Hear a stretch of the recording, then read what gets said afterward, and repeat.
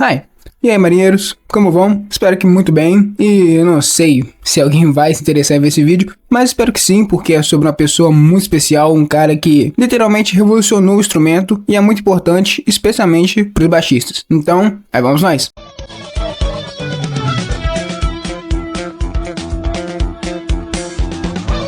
E bom, tema, John Entwistle. E antes, sobre o título, óbvio que isso aí é pra chamar a atenção, mas não é exatamente mentira, porque o John é realmente o meu baixista favorito, minha principal influência. Pra mim, ele é sim o melhor do mundo. Mas claro, isso aí é super de gosto pessoal, então relevem essa, vai. E hoje a gente vai falar de um assunto que alguns desconhecem até, apesar de ser de um cara famosíssimo, nosso querido John Entwistle, o baixista do The Who. Acho que muitos sabem quando ele morreu, mas alguns não sabem como ele morreu e os contornos quase cinematográficos que tem essa história. Então, a gente vai apresentar para vocês agora. John Alec Entwistle, inglês, nascido em Londres em 9 de outubro de 1944, faz aniversário no mesmo dia de pessoas ultra importantes como John Lennon, Tyler James Williams, o nosso querido Todo Mundo Odeia o Chris, e eu. Sim, meu aniversário também é 9 de outubro. Mas começando com um resumão básico da vida do John, o John teve uma infância muito difícil, assim como a maioria das crianças inglesas daquela época que cresceram em meio àquele pós-segunda guerra. E aqui já entra a primeira controvérsia da história, porque algumas fontes dizem que os pais do John se separaram antes dele nascer, outras que eles se separaram um pouco depois dele nascer. Isso aí você pode escolher a variante que te agradar mais, mas o fato é que ele teve uma vida familiar bem complicada logo de início. Algumas pessoas descreviam ele como criança sendo quieta, triste e até antissocial, mas o que sempre deixou o pequeno John feliz foi a música. E não demorou muito para ele se interessar em aprender a tocar instrumentos, sendo ele o único músico do The Who que tem ensino formal de música. A gente consegue perceber isso quando vê que o cara toca vários instrumentos de sopro, como trombone, trompa, escaleta. Inclusive, o próprio John gravou todos os instrumentos de sopro do The Who, menos a harmônica, que foi gravado pelo Roger e pelo Pete algumas vezes.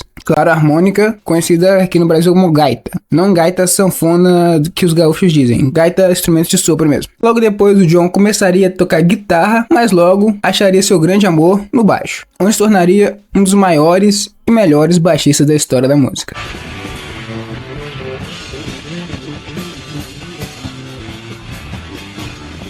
Logo então se juntaria com Pete Townshend, Keith Moon, Roger Daltrey, formaria o The Who e o resto é história. Ok, pós-resumão, a gente pode ir pro tema do vídeo, que seria a morte do John. Mas antes disso, a gente vai ter que passear um pouquinho pela carreira solo dele para você entender como essa história se finalizou. E vai fazer sentido no final. Contextualizando, depois do final da turnê do Quadrophenia, o clima no The Who era simplesmente insuportável. Por mais que os caras fossem uma banda maravilhosa, já estavam juntos há muito tempo, tem aquele desgaste natural de banda, com turnê, estrada, tudo, todos os membros contam que estava bem difícil aquela época. Na verdade, o clima já era pesado até antes disso, tanto que no álbum anterior a esse, o Who's Next, tem uma foto na contracapa do álbum, onde é os membros do The Who ali, e segundo Pete Townshend disse, tava todo mundo brigando naquela foto. E o que acontecia era que cada membro queria fazer algo diferente. O Pete Townshend tava largando a coisa da cultura indiana, que ele aprendeu a comer herbaba, isso tudo, e foi se afundar nas bebidas, bares afora por aí. O Roger Daltrey foi tentar sua carreira no cinema, tinha sido bem elogiado por filmes que ele tinha feito, inclusive ele interpretou o Tommy no filme Tommy. E o Keith Moon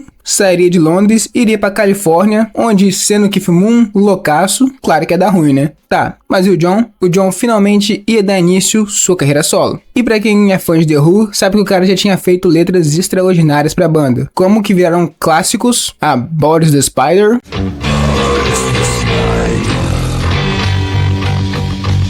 que é do álbum A Quick One, My Wife, que é do Who's Next,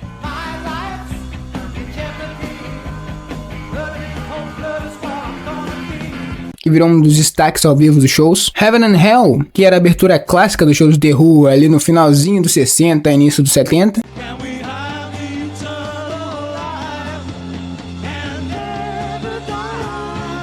Fora isso, teve várias outras excelentes composições. Na Quick One mesmo tem Whiskey Man, uma letra genial sobre um cara que tá pirando e vê o Whiskey Man, sendo que ninguém mais vê ele. Whiskey Man's my friend, he's with me nearly all the time. No Set Out, ele fez Silent Sting. Money bags, there goes Stingy. Que é uma letra maravilhosa. E nos álbuns posteriores, como no Face Dances, duas músicas dele podem ser as melhores do álbum, que é You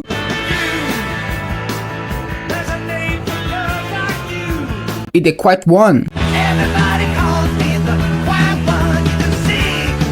Mas sobre a carreira solo dele, em 71 ele lançaria seu primeiro álbum solo, o Smash Your Heads Against the Wall.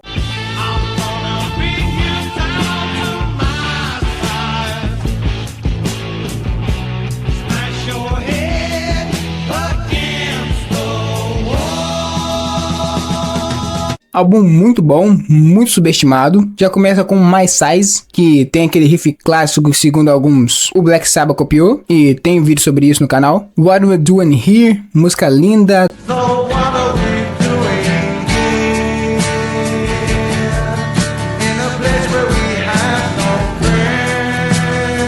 Dead Ends, e tem uma das mais lindas que fecha o álbum, que é I Believe in Everything.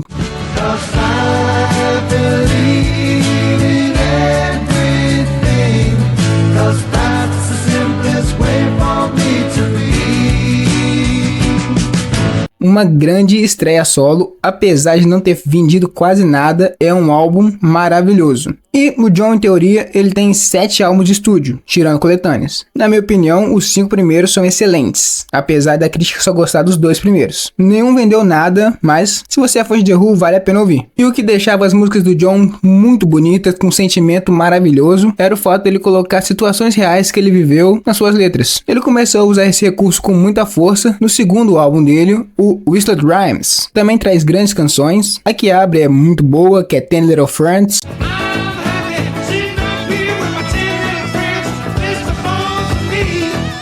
Tem talvez a mais linda da carreira dele, que é a Ace from Strings.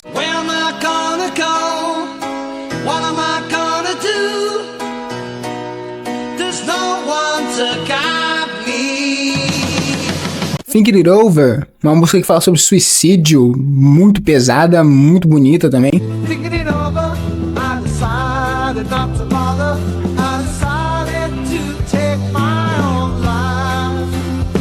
I Found Out.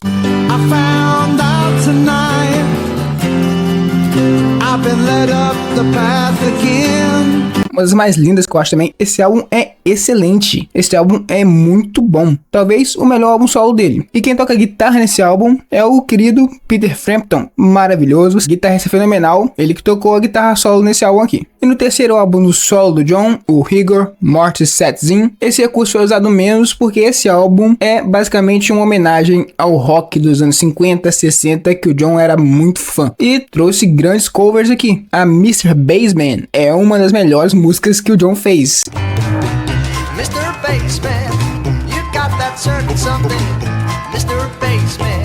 Tem uma versão maravilhosa que tem tudo a ver com John Twistle e Mr. Bassman. Tem um cover de Lucille.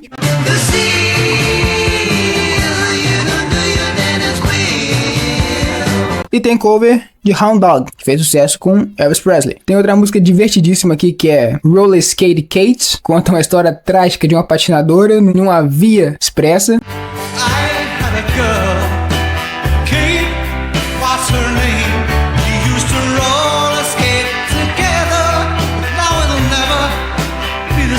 De The Dangle, também maravilhosa. E no quarto álbum de estúdio do John, o Mad Dog, esse recurso de contar histórias reais voltou com muita força. Não é nada incomum você achar letras contando casos de bebedeira sem fim, problemas com drogas, ressentimento que ele tinha com os pais e problema com infidelidade dele e da esposa. Esse pra mim também é um dos melhores álbuns do John. Tem o Can Be So Mid.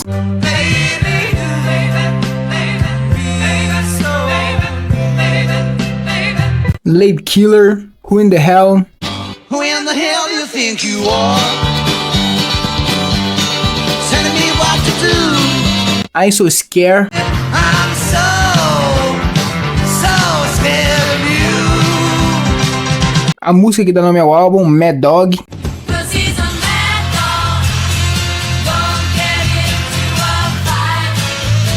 E Drowning, lindíssima que fecha. E essa volta toda na discografia dele foi importante para você entender como a morte dele aconteceu. Em 1981, o John lançaria seu álbum que teve mais sucesso no mercado americano, o Too Late the Hero.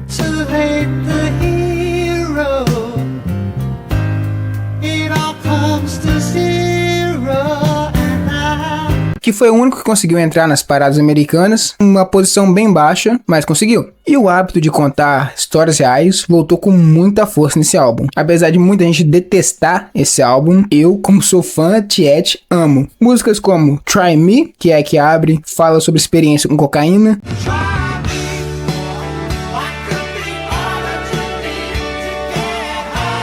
Lovebird, sobre umas separações dele.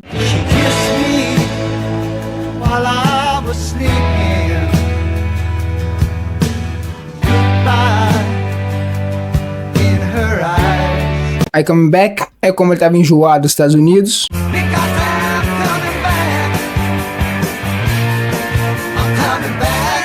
Fallen Angel é uma música que conta em detalhes a decadência financeira que ele estava vivendo.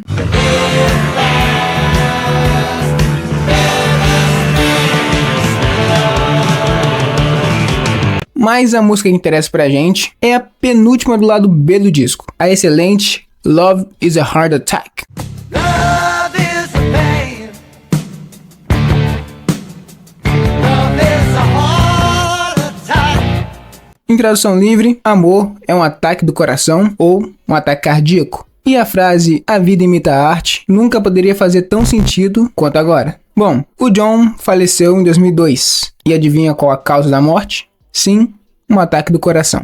Mas tudo pode ficar um pouco mais estranho porque, nesse momento, o John estava passando por uma terrível crise financeira. Ele era um cara que sempre gostou de gastar em roupa, carro, instrumento. Chegou a morar num castelo, mas sem o The Who. E com a carreira dele não fazendo tanto sucesso quanto poderia, a dívida apertou. E, como eu disse, Fallen Angel conta em detalhes o que ele estava vivendo nessa época. E, para tentar recuperar um pouco do dinheiro, ele, Roger e Pete aceitaram fazer 3 shows nos Estados Unidos, onde iam ganhar uma bolada por cada um. E o John, claro, aceitou. Mas a questão é que ele não estava nada bem de saúde nessa época. Segundo relatos de alguns fãs que viam o John, falavam que ele estava com olheiras muito profundas, pele extremamente pálida, meio lento ao se referir aos outros. Alguns até comparavam sua pele com um tom de giz, de tão branco que estava. Então nessa época, mais ou menos, o filho do John, o único filho dele, com a sua ex-esposa, o Christopher Entwistle, ele basicamente obrigou o pai dele no médico. E nessa música que eu citei anteriormente, Love is a Heart Attack,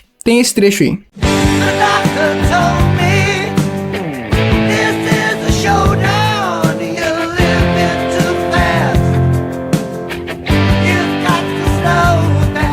Após o John ir ao médico, foi constatado que, além de várias veias que ele tinha entupida, o coração dele já estava bem fraco e debilitado. E o doutor aconselhou ele a parar um pouco com a vida corrida que ele ainda levava em bares, festas e clubes. Caso contrário, o coração dele não aguentaria aquilo tudo.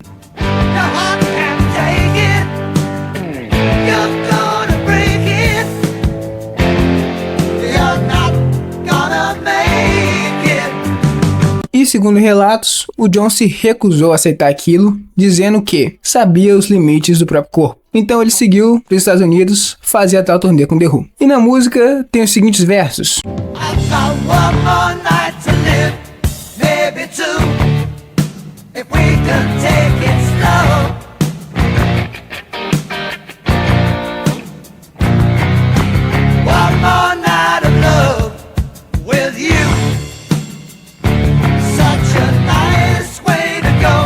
Durante a estadia nos Estados Unidos, o John estava hospedado no Hard Rock Hotel and Casino. E no dia 27 de junho, por volta das 3 da manhã, ele foi para o seu quarto. Mas não sem antes ter sua mais uma noite de amor. Ele então alugou os serviços de uma garota de programa conhecida como Alison Rose. E com isso, os dois foram então ter a sua festinha particular. E não se sabe exatamente o horário, mas sabe-se que em determinado momento, o John ingeriu uma certa quantidade de cocaína e foi fazer o amor. E após isso, tudo que a gente tem são os relatos da própria Alison, que quando acordou por volta das 10 da manhã do dia seguinte, ou do mesmo dia, se você considerar que é outro dia só depois que você acorda, sentiu o John indiferente e frio ao toque. Ela chegou a chamar socorro, e apesar dos esforços dos paramédicos e dela mesma para tentar reanimar o John, isso infelizmente não foi possível. E no laudo oficial da morte, foi sim constatado cocaína no sangue, mas seria uma quantidade insuficiente para ser fatal, mas talvez suficiente para atacar o coração do John, que já estava doente há tanto tempo. E pro John, o amor foi literalmente um ataque do coração.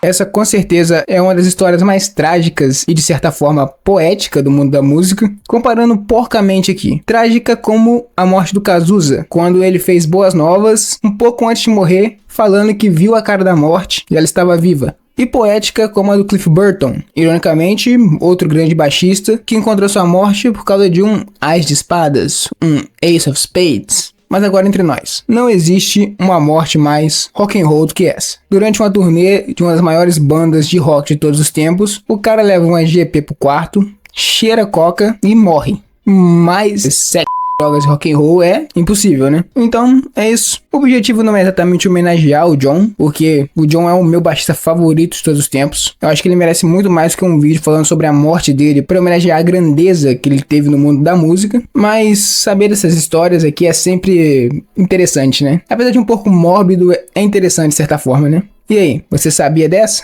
Sabia que 21 anos antes ele tinha escrito uma música praticamente prevendo como ele iria morrer? Tem alguma outra história que se assemelha a essa? Por favor, compartilhe aqui com a gente. Tenho certeza que todo mundo vai adorar saber. E é isso aí, se vocês puderem e quiserem, ouçam os álbuns do John, os álbuns solo dele e com The Who também. Mas os álbuns solos muita gente não conhece, então quanto mais pessoas forem ouvir, eu tenho certeza que os 2 primeiros vocês vão gostar. Esses são basicamente unanimidade. E as referências desse vídeo foram tiradas da biografia autorizada do John, que se vocês puderem também adquiram e leiam. Infelizmente, ela só tá em inglês, eu só encontrei em inglês, mas não é uma escrita difícil. Se você souber o básicozinho do inglês, dá pra você ler de boa. Essa biografia começou a ser escrita pelo próprio John, pouco antes de ele morrer, e foi completada pelo escritor Paul Rees, e foi aprovada pelo filho do John, o Christopher Entwistle. Muito recomendável. E também tem algumas informações aqui do site oficial do The Who, TheWho.com, e do The Guardian. Então foi isso, espero que tenham gostado, descoberto coisas novas aqui. E mais, para quem se interessar ainda mais em saber da carreira musical do John, ele tem um projeto muito legal de um power trio com ele, Glenn Tipton do Judas Priest e